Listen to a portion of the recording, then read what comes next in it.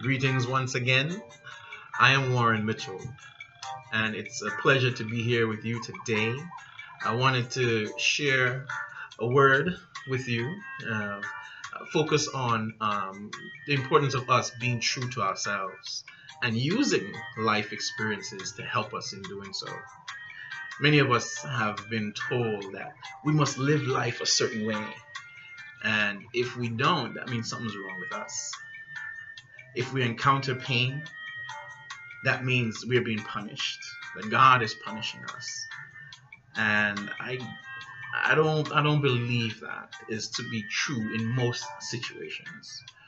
I believe that at least that a lot of the situations, a lot of the pain, a lot of discomfort, a lot of the suffering that we may even encounter has a lot to do with our perspective, our thinking process, and how we've been conditioned to view the world and to view ourselves and to view each other.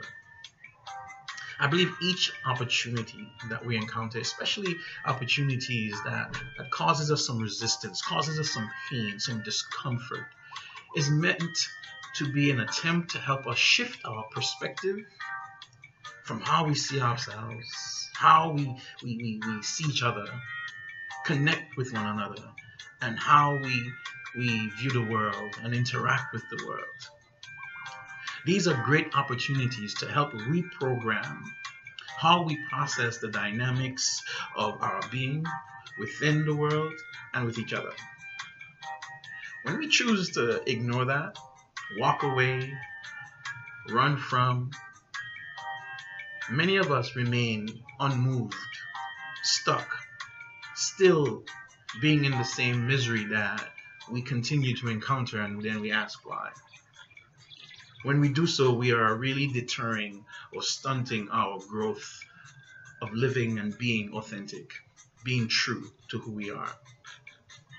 So I want to encourage you, don't be so quick to want to fix, to want to blame, find fault. We are the one that must understand, why am I in misery? What is it that this miserable situation is trying to tell me? Teach me even. You are the master of your being. It is not the responsibility of another human being to make you happy. No, that's too much of a responsibility to give to another human being. Too much power to give to someone over your own sense of self and happiness. So, if you are in such a situation, something that I've encouraged a few times before, but I want to encourage you, whenever you see yourself getting caught up emotionally or your thoughts are all confused, I want you to take a step back.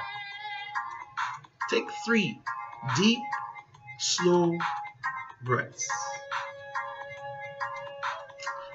Be honest with how you're feeling and what you're thinking. I'm not trying to have you ignore that, because that's the truth. That's where you are.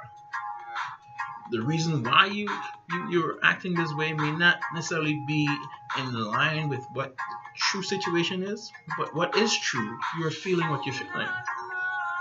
And we don't want to ignore that. I want you to pay attention to the thoughts, to the emotions. I also then want you to affirm the essence of who you are, especially who you are in the divine. That you and God are one. And with your connection with the God, you are born with greatness. So affirm that. Be careful to not allow your emotions to be a measure of how great you are. Because you could be feeling just downright terrible. But that doesn't mean you are terrible. You're more than that. So from that place, that awareness of your greatness, I want you to be able to speak to the situation. Yes, I'm serious. Yes. Speak to the situation at hand that you have identified that is causing you some pain. All right? I want you to say to the situation, I am here. I'm present. I see you I feel what's happening when I see you and encounter you, and I don't like it.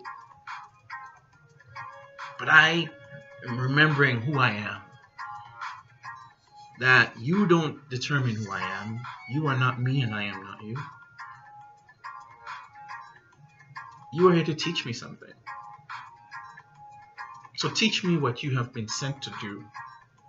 I'm not here to serve you. I'm not your servant. I serve the one living, loving, and mighty God. And this is who I'm surrendering myself to in this moment.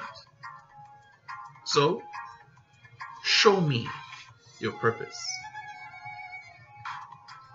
Show me why you're here and how you are to serve me. I believe that once I'm aligned with the essence of who I am, in spite of how I feel, everything that's connected to me, everything that comes my way, no matter how terrible, is really meant to serve me. So, I open myself to accepting, even embracing this moment, and trusting that I don't need to know everything in order for it to be of benefit to me. So, teach me. I stand in my right position as a child of the living God. And you, too, must bow. But I don't see you as a slave either. I see you as a support.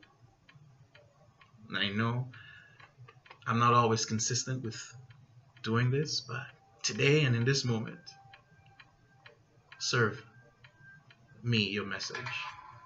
Do for me what you've been sent in my life to do. To helping me be more true to who I really am. Selah.